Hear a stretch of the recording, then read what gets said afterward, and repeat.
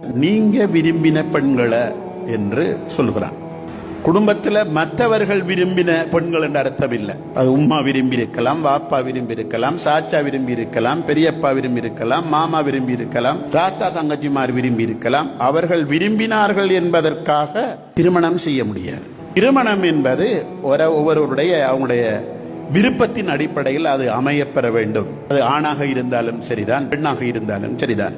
அல்லாஹ்வுடைய தூதர் ஸல்லல்லாஹு அலைஹி வஸல்லம் அவர்களிடத்திலே ஒரு பெண்மணி வந்து கேட்டார், அல்லாஹ்வுடைய தூதர் அவர்களே, என்னுடைய தந்தை என்னுடைய விருப்பத்தை பெறாமல் எனக்கு ஒருவரை திருமணம் செய்து தந்து விட்டார், அந்த திருமணம் செல்லுபடியாகுமா என்று ரசூலுல்லாஹி ஸல்லல்லாஹு அலைஹி வஸல்லம் அவர்களிடத்திலே கேட்டார். நபிகள் நாயகம் ஸல்லல்லாஹு அலைஹி வஸல்லம் அவர்கள் சொன்னார்கள், அந்த திருமணத்தை நான் ரத்து செய்கிறேன், அந்த திருமணத்தை ஏற்றுக்கொள்ள முடியாது என்று, இந்த திருமணத்தை நான் தள்ளுபடி செய்கிறேன் என்று சொன்னார்கள்.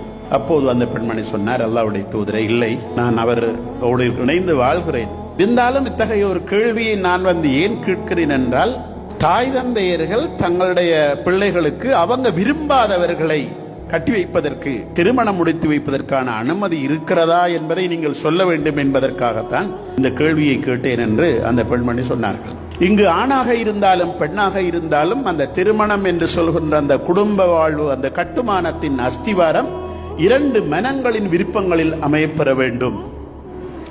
அது பிறர் தலையீட்டினால் அமையக்கூடாது. பல குடும்பங்களுடைய பிரச்சனைகளை நாங்கள் ஆராய்ந்து பார்க்கிற போது சில மாப்பிள்ளமார், அது சில பெண்கள் சில சந்தர்ப்பத்தில் சொல்கிறார்கள், ஏன் நீங்க பிரிய போறீங்க, எனக்கு இந்த திருமணத்தில் உடன்பாடு இருக்கல, விருப்பம் இருக்கல, உம்மா வாப்பா குடும்பமா சேர்த்து இதை செஞ்சு வச்சுட்டான், அதனால் எனக்கு இஷ்டம் இல்லை. உம்மா வாப்பாட விருப்பத்துக்காக திருமணத்துக்கு வந்து ஒரு பெண்ணுடைய வாழ்க்கையை நாசமாக்கி விட்டு செல்கின்ற ஒரு துரதிர்ஷ்டமான நிலைமை காணப்படுகிறது. இது சில சந்தர்ப்பங்களில் குடும்பங்களில் பெண்களுக்கும் அந்த பிரச்சனை வருகிறது. ஏன் அவரை வேண்டாம் என்று சொல்கிறீர்கள், ஏன் அவரை விட்டு விலக வேண்டும் என்று சொல்கிறீர்கள்? இல்லை, நான் இன்னொருத்தரை விரும்பி இருந்தது, அவரை இவங்களுக்கு குடும்பத்தாக்களுக்கு பிடிக்கல என்கிற காரணத்துக்காக இவரை திருமணம் செய்திருந்தார்கள், எனக்கு இவரோட வாழ விருப்பம் இல்லை. இப்போது ஒரு ஆணுடைய வாழ்க்கை அங்கு கேள்விக்குறியாக்கப்படுகிறது. எனவே அன்புக்குரிய சகோதரர்களை, இந்த குடும்ப வாழ்வு என்று சொல்கின்ற முதலாவது திருமணம் என்று சொல்கின்ற அந்த அஸ்திவாரத்தை இடுகின்ற போது மனங்களினதும் இணைவாக அமைய வேண்டும்.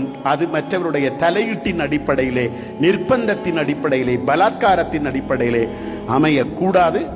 அப்படி அமையுமாக இருக்கின்ற போது அந்த வாழ்வு நிச்சயமாக சிதைந்து போகும். அப்படி பல திருமணங்களை, உறவுகளை எங்களுடைய சமூகத்தில் நாங்கள் பார்க்கிறோம். எனவே இந்த இஸ்லாமிய குடும்பவியல் தொடர்பான இந்த கட்டுமானம் தொடர்பாக நாங்கள் யோசிக்கின்ற போது மிக முக்கியமாக கவனம் செலுத்த வேண்டிய ஒரு பகுதியாக இது இருக்கிறது. மாப்பிள்ளையுடைய பெண்ணுடைய விருப்பம் இல்லாமல் அவங்களுடைய விருப்பத்துக்கு மாற்றமாக நாங்கள் பலாத்காரத்தின் அடிப்படையில், நிர்பந்தத்தின் அடிப்படையில், நான் வாக்கு கொடுத்து விட்டேன் என்பதற்காக, நான் பேசிவிட்டேன் என்பதற்காக, நான் சொல்லிவிட்டேன் என்பதற்காக திருமணத்திலே நாங்கள் இரு மனங்களையும் சேர்த்து வைக்கின்ற போது சில சந்தர்ப்பங்களில் அந்த தம்பதியருடைய வாழ்க்கை சின்ன பின்னமாகின்ற ஒரு துரதிர்ஷ்டமான ஒரு நிலையை நாங்கள் பார்க்கிறோம்.